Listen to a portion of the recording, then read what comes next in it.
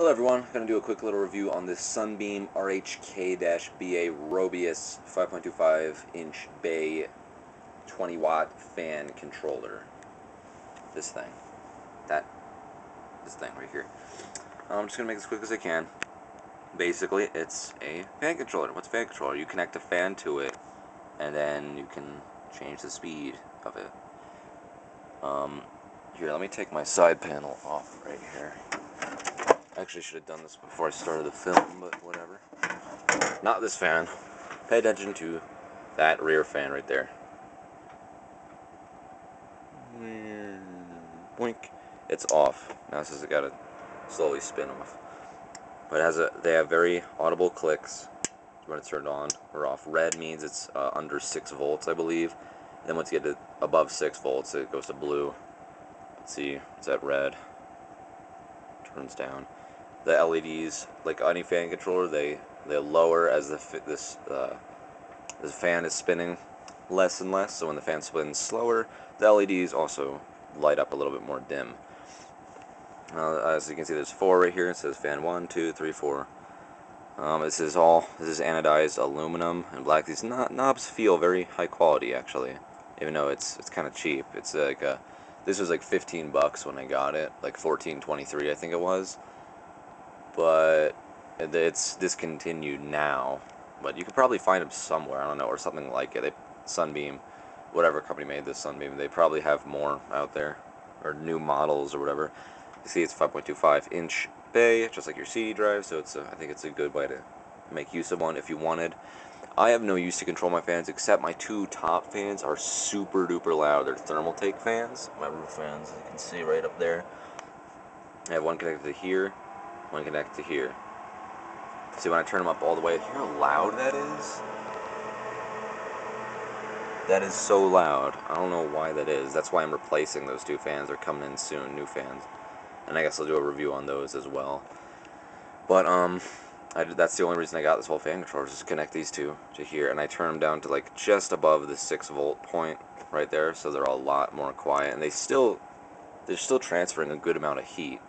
They're very, very good fans. They're just super screaming loud for my case for some reason. But inside here, I can't really show you.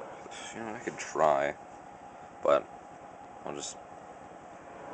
I will attempt to explain to you how this looks on the inside here.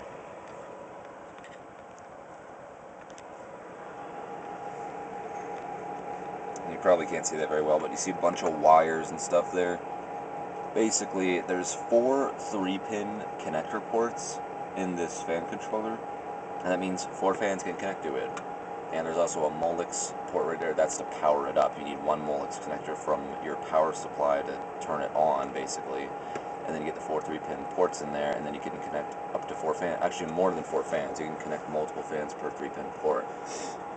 Because this thing comes with a bunch of little converter. I think it comes with 2 connectors that have 2 molex ports in them, and then 1 3-pin at the end. So you can connect 2 fans with molex ports into it, and then connect that into one of the ports in here. So basically, in a way, you could say it's multiple fans per port. And I have this bottom fan on here and this fan on the top connected to this one knob, as you can see. See, they're both off. No, they're both on. And that's pretty much all my fans over this big one. I don't think that would work very well. I'd be iffy about connecting huge fans because they never work very well to adapters and stuff. But anything like a 120mm, stuff like that, you'll be fine. That's about it. There's little heat sinks in there. You probably didn't see them, but there's tiny little heat sinks to cool it down. And I heard people saying when they connect a whole bunch of fans to all these things, they get really hot. I have 5 fans connected to this, and I've had it for almost 2 years now. It's still going strong. When you have it, it feels kind of cheap. It's small. It doesn't stretch out all the way down to here. It's just like this long. It's a tiny little thing, and that makes it kind of difficult to work with because you got to reach in all the way to connect your cables. It was really difficult, but I did it. So,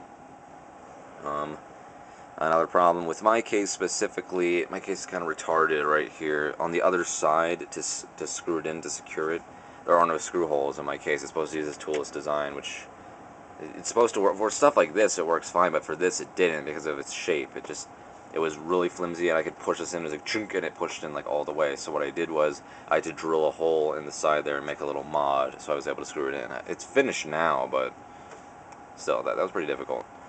But I will be getting rid of this fan controller later, not because it's a bad fan controller. It's a great budget fan controller.